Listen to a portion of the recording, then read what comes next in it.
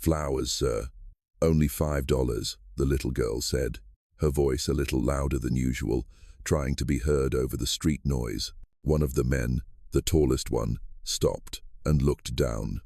For a second, Maeve thought she would finally sell her first bouquet of the night. But then, the smile that formed on the man's face was not kind. It was one of disdain, almost cruel. "Look, guys, we have a little vendor here." He bent down to Maeve, his warm breath mingled with the scent of expensive liquor. "Where did she get those flowers? Are they so ugly someone's paying her to take them away?" The others burst into laughter, forming a circle around the little girl. Maeve recoiled, but felt the cold wall of a building behind her back. "I picked them in the park," she replied, her voice slightly trembling. Her eyes fell to her feet, clad in old, worn boots, soaked through with snow. "Picked them in the park, and she expects someone to pay for those weeds." Another man sneered, pointing at her basket with contempt. He adjusted his expensive glasses and smirked. "That's pathetic. It's almost funny." $5 for that," a third chimed in, turning to his friends with a dramatically horrified expression. Even the homeless wouldn't take those for free. He waved a flower in front of Maeve before dropping it to the ground and deliberately stomping on it. Maeve could no longer hold back her sobs. Her small shoulders shook as she tried to make herself smaller, as if she could disappear into the cracks of the pavement. The flowers in her basket seemed to wilt even further under the weight of their cruel laughter. That's when a different voice cut through the scene. $50 for all the flowers." The voice was calm, yet carried a certain authority that made the men turn in unison. Standing a few feet away was Silas Mercer, in a dark overcoat and a grey scarf. At 30, Silas had a presence that commanded attention when he spoke. There was something in his eyes, direct and intense, that couldn't be ignored. "What?" the tall man asked, clearly annoyed at the interruption to their fun. Silas took 2 more steps, closing the distance. His face was composed, but his gaze made the men instinctively take a step back. "I said, $50 for all the flowers," Silas repeated, his voice still calm but firm. He turned to Maeve, and his expression softened. "If she agrees, of course." Maeve, still teary, nodded silently, unable to believe what was happening.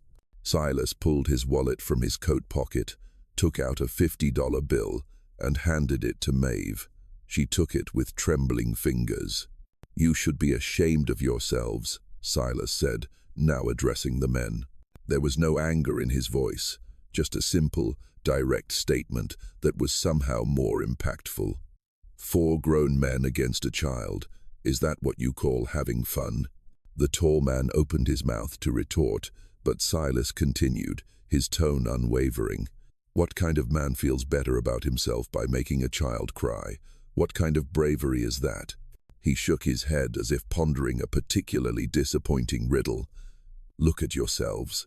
Expensive suits, fancy watches, walking out of a restaurant where you probably spent more on one meal than she sees in a month. And yet, you need to bring a child down to feel superior." The silence that followed was heavy. The 4 men looked uncomfortable, avoiding eye contact with Silas or Maeve. A few passers-by slowed down, watching the scene unfold. "Hey, we were just kidding," the man with glasses finally mumbled, adjusting his tie. "Yeah, just a joke," the red-faced man added, already taking a step back. "We didn't mean any harm." "A joke?" Silas repeated, raising an eyebrow. "How interesting. It didn't seem very funny to her, did it?" He gestured toward Maeve, who was still huddled against the wall, clutching the empty basket to her chest. "Look, buddy, we don't need this," the tall man said, annoyed but also uneasy. "Let's go, guys." "Yeah, we should go. It's late," another agreed quickly. They started to walk away, muttering to themselves. One of them glanced back but changed his mind when he met Silas's steady gaze. Silas waited until they were well out of earshot before turning back to Maeve. He knelt down to her eye level, maintaining a respectful distance. "Are you okay?" he asked softly. Maeve nodded, still gripping the $50 bill as if it were unreal. Her green eyes studied him with caution, but also with a hint of gratitude. "Thank you," she whispered. "You don't have to thank me," Silas replied with a gentle smile. "Actually, I should be thanking you. I've been looking for flowers all day and couldn't find any as beautiful as yours." A small, brief, but genuine smile appeared on Maeve's face before it vanished again, hidden by years of learned caution. "It's cold out here," Silas commented, noticing her shiver. "There's a coffee shop on the corner. Would you like to get a hot chocolate before you go home? They have the best marshmallows in the city." Maeve hesitated, her eyes searching his face for any sign of danger. But there was something in this stranger's gaze, a simple sincerity, a genuine compassion that made her timidly nod. "I like hot chocolate," she said, her voice small but a little steadier. The warm coffee shop was filled with a soft amber glow. The scents of cinnamon and chocolate mixed with the aroma of freshly ground coffee. Silas chose a table near the window, helping Maeve take off her damp coat. "2 hot chocolates, please," he told the waitress, adding with extra marshmallows, then giving Maeve a secret wink. A timid smile appeared on her face, the first Silas had seen, before it quickly vanished. "So," Silas began after the waitress had left, "you like flowers?" Maeve nodded. "I like daisies the most," she whispered. "They're strong. They grow anywhere." Silas was deeply moved. When the drinks arrived, Maeve wrapped both hands around her cup, blowing on it softly before taking a tiny sip. Her eyes widened. "Is it good?" Silas asked. She nodded, taking a second, larger gulp. The silence between them was not awkward. Silas watched her drink, noticing details he hadn't seen before: the careful stitching on a small tear on her sleeve, a makeshift bandage on her index finger, and how her eyes constantly scanned the exits, a survival habit. Her eyes looked so much older than 6. "Do you sell flowers every day?" he asked. Maeve stopped drinking, thinking it over. "When it's not too cold," she finally answered. "Or raining. People don't buy flowers when it's raining." Silas nodded.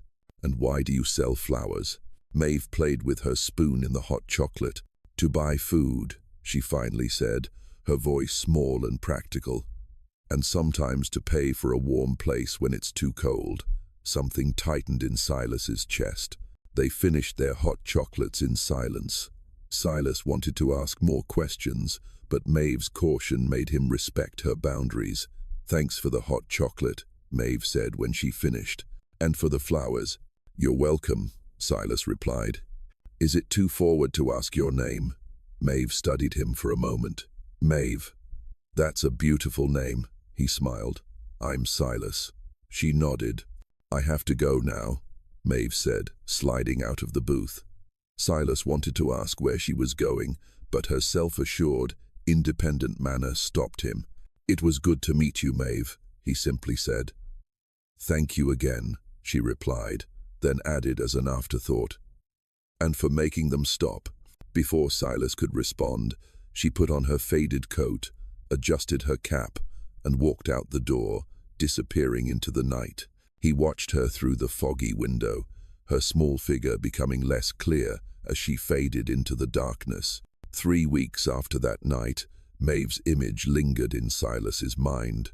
In the middle of tense meetings and multi-million-dollar deals, her small face would flash, leaving him with an indescribable emptiness, a feeling that something was missing from his glamorous life.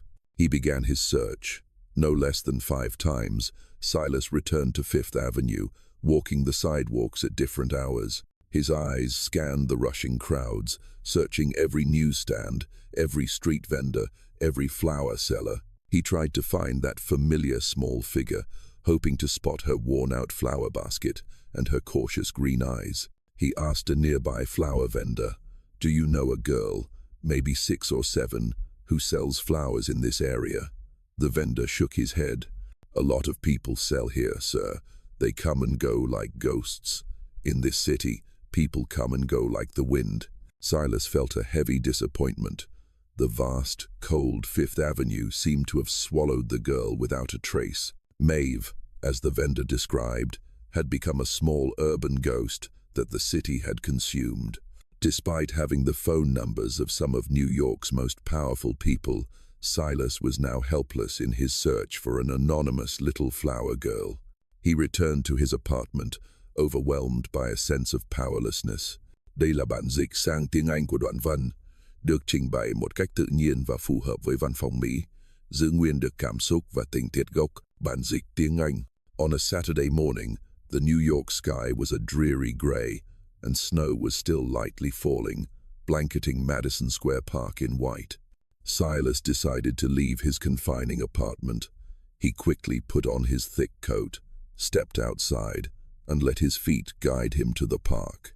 Perhaps he just wanted to find a moment of peace in the vast, open space where the bare trees stood silent amidst the white snow.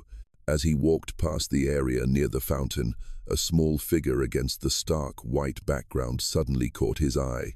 Silas slowed his pace, his heart skipping a beat as he realized it was Maeve. She was kneeling on the thick snow, her tiny bare hands relentlessly digging and clawing at the frozen layer. Her breath came out in small white puffs in the cold air. Her faded red coat was stained with snow and dirt, and her old woolen cap had slipped down, almost covering her eyes. Silas stood still for a moment, observing her. Maeve didn't notice his presence. She was engrossed in her task. Her green eyes shone with an unusual intensity, focused on the damp soil beneath the snow. Finally, Maeve carefully pulled up a few tiny weeds with small, pale white flowers, frail but resilient, clinging steadfastly to life in the harsh winter.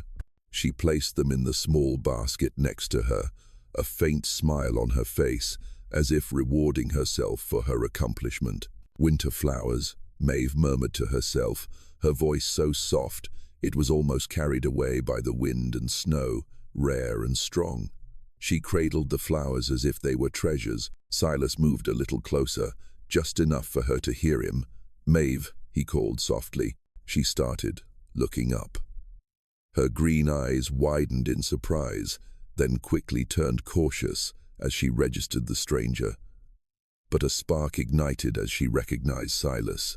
A mix of surprise, confusion, and a hint of relief flickered across her small face. Mr. Silas." Her voice was tiny, almost inaudible amidst the wind and the falling snow. Silas smiled with relief that Maeve remembered him. He knelt down to her eye level, his hands resting by his sides. "Hello, Maeve. I didn't expect to see you here."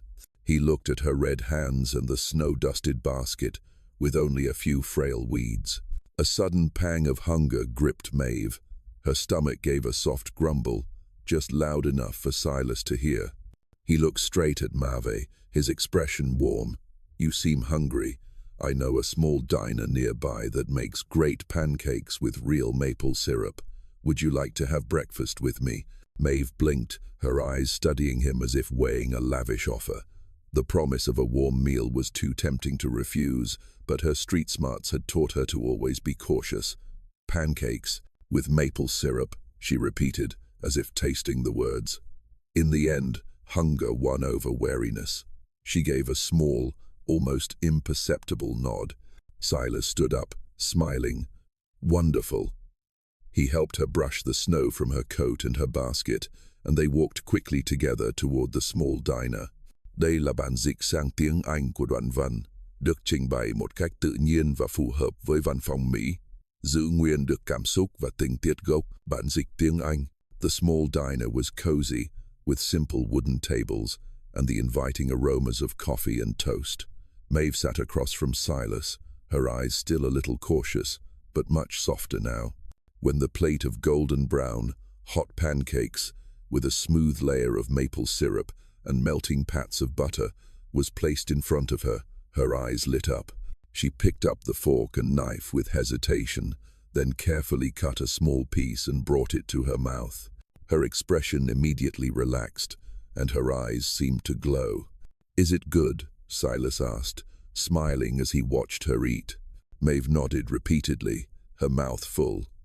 "It's so good." While Maeve devoured the pancakes, Silas observed her. He noticed the small details, the careful way she ate, as if afraid the food would run out, and how her eyes occasionally darted toward the window, a learned habit. He decided to ask gently. "Maeve," he began, "where do you live? I haven't seen you selling flowers on Fifth Avenue anymore." Maeve stopped eating and put her fork down. She looked into her hot chocolate cup, stirring it gently with the spoon. I live in a lot of places," she whispered, "sometimes in a shelter, or wherever I can find a warm spot." Silas listened, his heart sinking. "And your family?" Maeve was silent for a long moment, her green eyes looking far away, as if searching through painful memories. "My mom. She passed away almost a year ago," she said, her voice so soft Silas had to lean in to hear. A single tear rolled down her cheek, but she quickly wiped it away with the back of her hand. "I've never met me Dodd." Silas felt his heart clench. A 6-year-old girl, facing such a harsh world alone. He didn't know what to say. All the words of comfort seemed meaningless in the face of her heartbreaking story. He simply placed his hand on the table and gently took her small hand, a wordless gesture of comfort. Maeve's hand trembled slightly, but she didn't pull away. After the warm breakfast, Silas and Maeve stayed for a while longer. The silence between them was no longer heavy, but comfortable. Maeve had finished her last pancake, a look of pure contentment on her face. Silas looked at her, feeling a strong urge to do something more. "Maeve," Silas said, his voice gentle, "if you love daisies so much, would you like to draw them?" Maeve looked up, her green eyes slightly wide. "Draw?" "Yes," Silas smiled. "I think you might have a talent for it. I can buy you some colored pencils and a sketchbook. Would you like to try?" A spark of light appeared in Maeve's eyes, a spark Silas had never seen since he met her. Joy and curiosity were clear on her young face. "Really? You'd buy them for me?" "Of course," Silas replied. "We can go get them right now." Without hesitation, Silas took Maeve to a large stationery store. Maeve walked between the colorful aisles, her eyes gleaming as if she had entered a fairy tale world.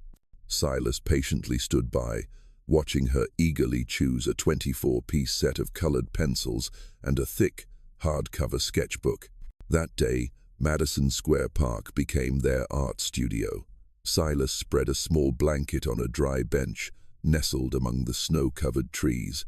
Maeve sat down, carefully opening the brand-new box of colored pencils.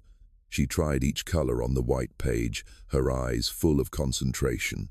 At first, Maeve was hesitant, her lines shaky. But then, as Silas sat beside her, not rushing her, simply observing and offering an encouraging smile, Maeve slowly relaxed. She began to draw. The tiny, resilient daisies she had just dug up from the snow appeared on the page in shades of white, yellow, and green. Maeve didn't just draw what she saw, but also what she felt. There were drawings filled with vibrant colors, but also simple pencil sketches full of emotion. Silas realized Maeve had a special talent for expressing her inner world through her drawings. They spent hours like that, drawing together in the park. Silas wasn't a great artist, but he tried to sketch simple shapes, occasionally showing Maeve how to blend colors and create shadows. In those moments, Maeve was no longer a homeless flower girl, but a passionate little artist. She laughed more, talked more, and shared simple thoughts about colors and flowers. Through each drawing, the barrier between Maeve and Silas gradually disappeared. Maeve felt safe with him, a stranger who had brought her not just food and temporary shelter, but also joy, understanding, and a space to express herself. Silas also found a strange peace in her company, watching her get lost in her creativity. The emptiness within him seemed to be filled with vibrant colors, with the clear laughter of a child.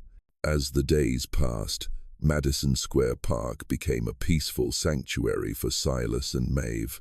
Almost every afternoon after work, Silas would come to the park, bringing some snacks to share and drawing with Maeve. Her sketchbook grew thicker each day, filled with strong daisies, bare winter trees, and the faces of people she encountered. Maeve began to smile more, genuine and carefree smiles, no longer with the guarded look of a street child. But then, one fateful afternoon shattered their peace. Silas was stuck in traffic and arrived later than usual. When he entered the park, a distressing sight caught his eye. Maeve was surrounded by a group of 3 older teenagers. They were tall, arrogant, and clearly taunting Maeve. "What the hell are you doing, little kid?" One of them, with dyed blue hair, jeered. "Drawing? Let me see." He reached out to snatch the sketchbook from Maeve's hands. Maeve backed away, clutching the book to her chest, her green eyes wide with fear and anger. "Don't touch it," she yelled, her voice trembling. "Oh, the little one knows how to fight back."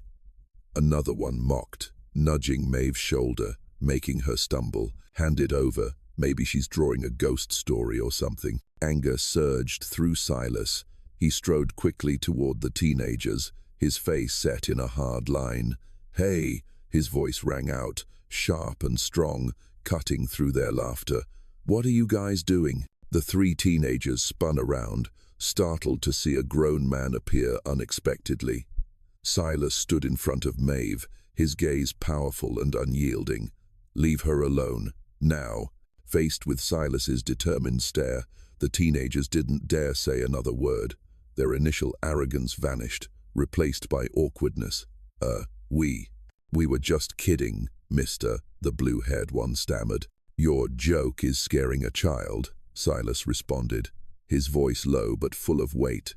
"Get out of here before I call the police." Silas's threat had an immediate effect. The 3 teenagers quickly scurried away, not daring to look back. Silas turned to Maeve. She was still trembling, her eyes filled with tears, but she clutched the sketchbook to her chest like a treasure. "Mr. Silas," she whimpered, and rushed into his arms. Silas held her tightly, feeling her little body shake. He gently stroked her brown hair, reassuring her. "It's okay now. You're safe." Looking at the fragile girl in his arms, Silas realized a harsh truth. Maeve could not continue to live like this. The park, the street corners, the shelters, none of them were a safe place for a child. Her precious sketchbook was almost snatched away, but that was just one of countless dangers lurking every day. He let go of Maeve, kneeling to be at her eye level, and looked directly into her tear-filled green eyes. "Maeve," he said, his voice more serious than ever, "you can't keep living on the streets." Maeve looked up at him, her face full of worry. "But I have a big apartment," Silas continued, "with lots of rooms. I want you to come live with me." He took a deep breath, making an offer he had carefully considered. "Not just for now, Maeve, but forever.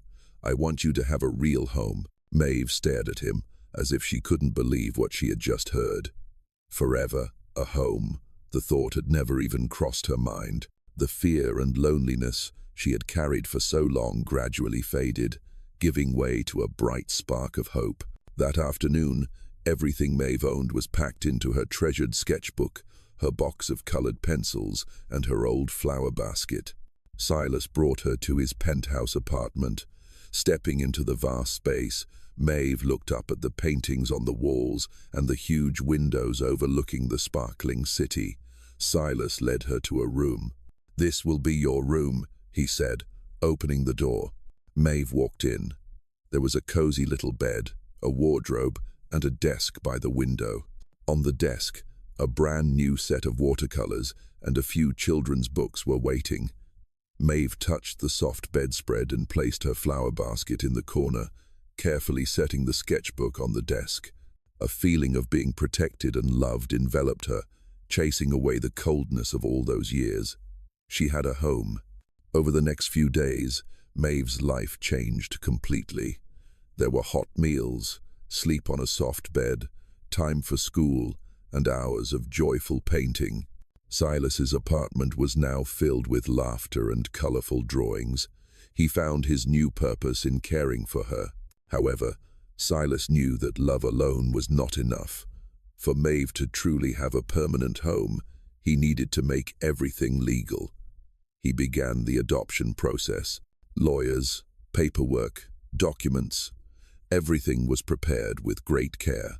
A few weeks later, one morning, the doorbell rang. It was the social worker for a home visit. She was a stern-looking woman who took careful notes as Silas presented his reasons and plans. Afterward, she asked to speak to Maeve alone. Maeve, who was absorbed in her drawing in her room, suddenly felt a strange tension.